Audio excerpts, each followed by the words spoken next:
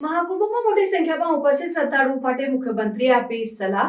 મહાકુંભમાં સતત વધતી ભીડને ધ્યાનમાં રાખીને ઉત્તર પ્રદેશના મુખ્યમંત્રી યોગી આદિત્યનાથે શ્રદ્ધાળુઓને સલાહ આપી છે કે તેઓ ગંગાના નજીકના ઘાટ ઉપર જ સ્નાન કરે અને સંગમ નોસ તરફ જવા પ્રયત્ન ન કરે।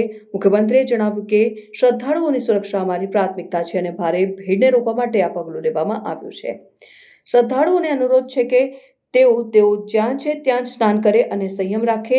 આ સલાહનો ઉદ્દેશ્ય છે કે ગંગા નદીના ઘાટ પર ભીડને નિયંત્રણ કરવી અને શ્રદ્ધાળુઓની સુરક્ષાને સુનિશ્ચિત કરવી।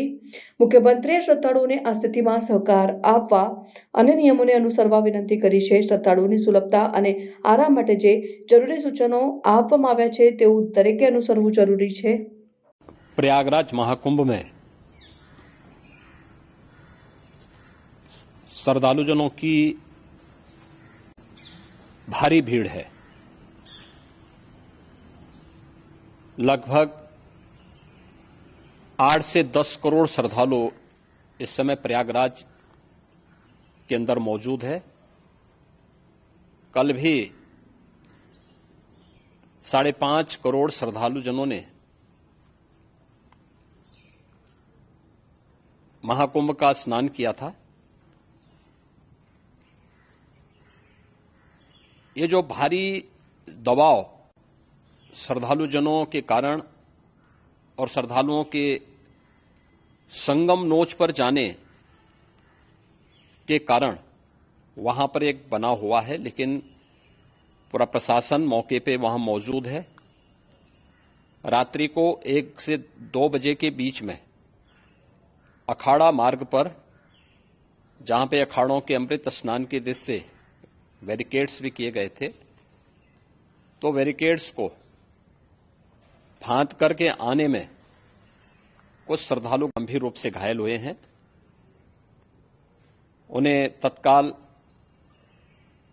हॉस्पिटल में पहुंचा करके उपचार आदि की व्यवस्था उनके लिए की गई है। उनमें से कुछ श्रद्धालु गंभीर रूप से घायल हैं। लगातार प्रशासन स्थानीय स्तर पर श्रद्धालुओं की सकुशल स्नान कराने के दृष्टि से रात्रि को कल सायंकाल 6:30-7 बजे से ही मौनी अमावस्या का मुहूर्त प्रारंभ होने के बाद से ही लगातार लगा हुआ है। प्रयागराज में महाकुंभ में श्रद्धालुजनों के सकुशल स्नान करने, अमृत स्नान के लिए देश भर से आए हुए श्रद्धालुजनों की व्यवस्था के लिए, उनके कुशल क्षेम के लिए आदरणीय प्रधानमंत्री जी का प्रातःकाल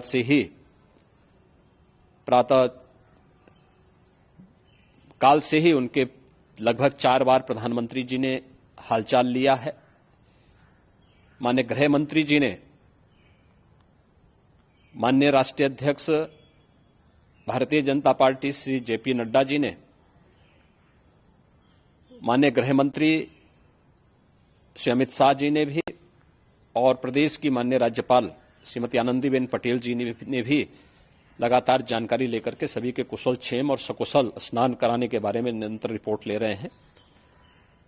हम लोगों की प्रातःकाल से ही श्रद्धालुजन जो भी आए हैं वे स्नान कर सकें, इसके लिए यहां पे उच्च स्तरीय बैठक भी चल रही है, जिसमें मुख्य सचिव भी हैं, डीजीपी हैं, प्रमुख सचिव गृह हैं, मुख्यमंत्री कार्यालय के अपर मुख्य सचिव के साथ एडीजी लॉ एंड ऑर्डर के साथ साथ अन्य वरिष्ठ अधिकारीगण मौजूद हैं। प्रयागराज में हालात वर्तमान में नियंत्रण में हैं, लेकिन भीड़ का दबाव बहुत बना हुआ है। अखाड़ा परिषद से जुड़े हुए पदाधिकारियों के साथ मैंने स्वयं भी बातचीत की है।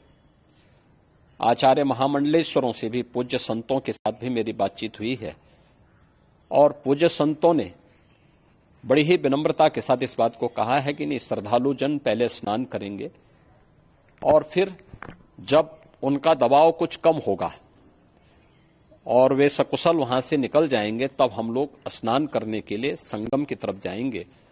अभी पहले श्रद्धालु जनों को, चूंकि देश भर से आए हैं, तो इसके लिए उन्हें सभी अखाड़े इसके लिए सहमत हैं और सभी लोग इस व्यवस्था के साथ जुड़े हुए हैं। लगातार इस दिशा में हम लोगों का प्रयास है कि जो अब तक प्रातः काल से ही आपने देखा होगा, कल मैंने बताया कि कल लगभग 5.5 करोड़ श्रद्धालु कल महाकुंभ का स्नान किए हैं और आज प्रातः काल तक लगभग 8:30 बजे तक 3 करोड़ से अधिक श्रद्धालु स्नान कर चुके हैं और ये लगातार जारी है। लेकिन संगम नोच पर, अखाड़ा मार्ग पर, नागवासुकी मार्ग पर लगातार दबाव बना हुआ है और वहां पर श्रद्धालुजनों की सुविधा के लिए भी हर प्रकार की वहां पर प्रशासन पूरी मुस्तैदी के साथ लगा हुआ है। और इसीलिए मेरी अपील है पूरे प्रदेशवासियों से, पूरे देशवासियों से और सभी श्रद्धालुओं से भी, सभी पूज्य संतों से भी कि अफवाह पर कोई ध्यान न दें, संयम से काम लें। यह सब आयोजन सभी लोगों का है। प्रशासन उनकी सेवा के लिए पूरी तत्परता के साथ लगा हुआ है। केंद्र और राज्य सरकार पूरी मजबूती के साथ वहां पर हर प्रकार का सहयोग करने के लिए तत्पर है।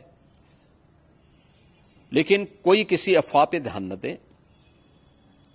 कोई भी व्यक्ति नकारात्मक अफवाह फैलाने का प्रयास करेगा, उस प्रकार से नुकसान हो सकता है।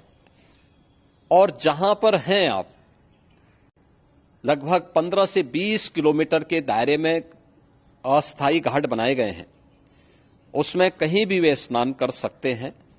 आवश्यक नहीं कि संगम नोच की तरफ ही आएं, क्योंकि भीड़ देखते हुए, खासतौर पर जो बुजुर्ग हैं, बच्चे हैं, श्वास के रोगी हैं, उनको लंबी दूरी तय नहीं करनी चाहिए और जहां पर हैं वहीं पर आराम से पहले स्थिर होकर के कार्य करें, वहां पर रह करके।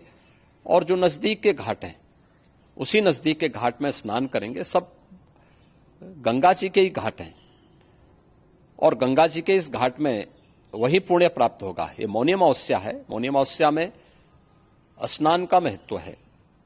संगम में स्नान का दबाव बहुत ज्यादा है, इसलिए सभी लोग अगर वहां पे इसमें अपना सहयोग करेंगे तो सकुशल हम सभी श्रद्धालु जनों को वहां पर स्नान करने में सफल होंगे। और फिर इसके उपरांत अमृत स्नान के लिए पूज्य संतों से भी, अखाड़ों से भी हम लोग अनुरोध करेंगे।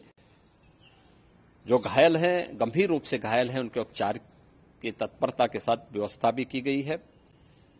उन सबके सकुशल स्वस्थ होने की भी हम कामना करते हैं। लेकिन मेरी अपील होगी कि कोई भी नकारात्मकता न फैलाने दें और न किसी अफवाह पर विश्वास करें। स्थिति नियंत्रण में है। हां, दबाव जरूर है, क्योंकि मैंने आपको बताया कि प्रातः काल से सुबह 8:30 बजे तक 3 करोड़ से अधिक श्रद्धालु स्नान कर चुके हैं। और पूरे मेला क्षेत्र में अगर हम देखेंगे, प्रयागराज में हम देखेंगे, तो लगभग 9 से 10 करोड़ श्रद्धालु इस समय वहां पर मौजूद है, जिसमें से 3 करोड़ यह वापस जा रहा है। इसके लिए रेलवे ने भी मेला स्पेशल लगाई हुई है। प्रातः काल से लगभग 40 मेला स्पेशल प्रयागराज स्टेशन से, जोशी स्टेशन से, अन्य स्टेशन से श्रद्धालुओं को लेकर के सकुशल स्नान कराने के बाद उनको लेकर के गंतव्य की ओर आगे बढ़ी है। और लगातार ये प्रक्रिया वहां पर आगे बढ़ाई जा रही है। होर्डिंग एरिया भी बनाए गए हैं। प्रशासन जो वहां पर डायरेक्शन दें, मुझे लगता है सब लोग उसका पालन करेंगे तो सकुशल, क्योंकि पूरा दिन भर देर रात्रि तक अमृत स्नान का मुहूर्त है। मौनी अमावस्या का जो मुहूर्त है पूरे रात्रि भर है। इसलिए ये नहीं हो केवल इस पे कि हम अभी स्नान करेंगे, आवश्यक नहीं, कभी भी आप स्नान कर सकते हैं। तो उस पर जरूर सभी से मेरी विनम्र अपील होगी कि वे लोग उस पर सहयोग करेंगे तो सकुशल सभी को स्नान कराने में और सकुशल इस महापर्व को आयोजित करने में प्रशासन को और शासन को मदद मिलेगी।